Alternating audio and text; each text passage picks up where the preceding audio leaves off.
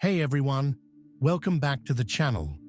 Today's story is going to make you question everything you thought you knew about life, death, and what might lie beyond.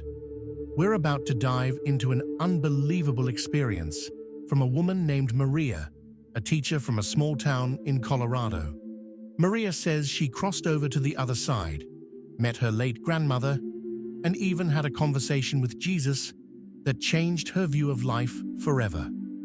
If you're new here, don't forget to hit that subscribe button and let us know in the comments where you're from. You won't want to miss a second of this story. So let's get right into it. I'm Maria, a high school teacher who spent most of my life in a small town in Colorado. I'm a pretty down-to-earth person, more interested in facts and history than anything spiritual. But one morning changed everything I thought I knew. It was a Saturday, and I was out for my usual jog around the neighborhood. I loved those quiet moments in the morning, just me and the fresh air. But out of nowhere, this intense, crushing pain hit me in the chest.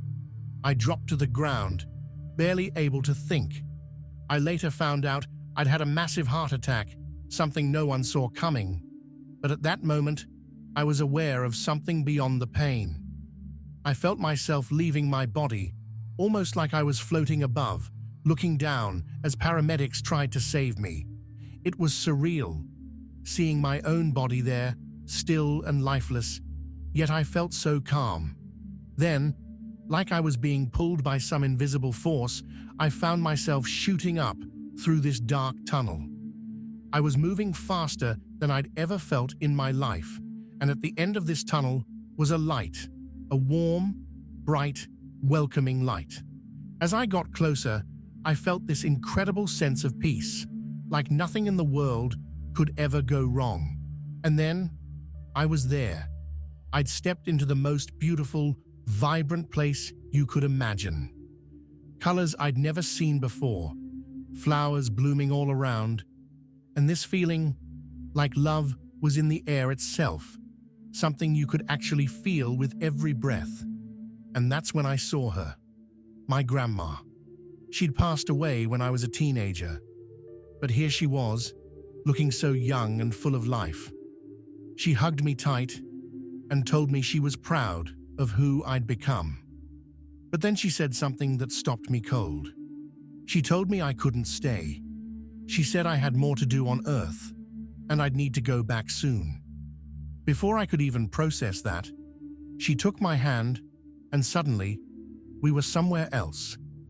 It looked like this massive open stadium, and at the center of it, I saw him, Jesus. Now let me tell you, I wasn't exactly expecting this, but the feeling when I saw him was like nothing I could put into words. It was pure love, the kind of love that made me feel totally safe. Like every worry and fear was gone. He looked at me with this kindness that made me want to cry. And then he told me he had something important to show me. With a simple wave of his hand, he revealed what he called the third heaven. This place was unlike anything I'd ever seen. There were different areas, almost like neighborhoods, each with souls at different stages. As I looked around, trying to take it all in, Jesus turned to me with a soft smile and said, "Every soul has its own path and lessons to learn, Maria.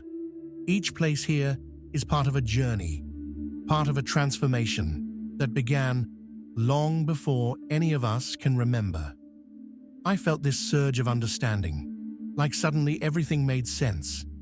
It wasn't about punishment or reward. It was about growth and love. He gestured around, and as I looked, I saw scenes unfolding, like tiny movies in the air. People I didn't know were making choices, facing struggles, and learning to forgive or to be brave. It was as if the very fabric of this place was woven from each choice we make in our lives, each moment we choose love over fear. I found myself asking him, what about those who are so lost that they don't know how to choose love? What happens to them? Jesus looked at me with an expression of such compassion that it brought tears to my eyes. Even the most lost souls have a spark within them, a spark of love that can be rekindled. It may take time, years, centuries even, but they are never forgotten. Angels and guides reach out to them, showing them glimpses of light and offering a path back. All it takes is a single moment of willingness to turn toward that light, to choose love, and that journey begins. I felt a lump in my throat, thinking of the people in my life who had struggled and suffered. It was like a promise, an unbreakable vow that no one was ever abandoned. We walked together through this peaceful place, and he told me something that I'll never forget. Every kind word, every choice to forgive, every small act of love, it creates ripples that change everything. You may not see it, but when you choose love, you light a path for others to follow. His words sank deep, and I felt something within me shift, like I was awakening to a truth I'd known all along but had somehow forgotten. In that moment, I understood. Every act of kindness we show, no matter how small, lives on forever. In one area, I saw people who looked completely at peace, just radiating joy and calm. Jesus explained that these were souls who'd lived good, loving lives. They were resting here, enjoying the peace and love they'd earned. In another area, I saw people learning and growing, as if they were students. He told me these souls were still working on things they hadn't mastered yet, and they were being guided by these angel-like beings, helping them work through issues from their lives on Earth. Then we came to a darker area, a place that felt colder and more distant. The souls there looked lost, almost restless. With a sadness in his eyes, Jesus explained that these were people who had turned away from love and compassion in their lives. They weren't being punished exactly, but they were disconnected from the light and love that filled the other places. He told me that even here, in this dark area, souls still had a chance to turn back toward the light if they chose to. And then, as if he knew the question in my heart, he looked at me and said, "No one is beyond hope." He explained that this third heaven was a place for souls to rest, learn, and grow. Each soul was on its own journey, and everyone, no matter how lost they might seem, had a chance to find their way back to the light. I looked around, and I even recognized a few faces. People I'd known, like my best friend from college, who'd passed away young. She was in one of the peaceful areas, smiling and calm. And then I saw my cousin, who'd struggled with addiction in life, standing in the darker place. But even there, I saw angels gently reaching out to him, giving him the hope that he wasn't alone. Jesus looked at me again and told me I needed to bring back a message. He said that too many people fear death or think nothing happens after we die. But he wanted people to know that there is so much more. Our lives, our choices, the kindness we show, all of it matters deeply.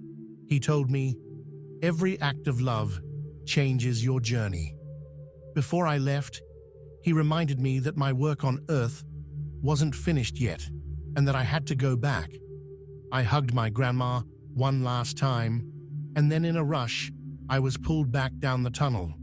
Suddenly, I was jolted awake by the shock of a defibrillator, surrounded by the paramedics who had brought me back.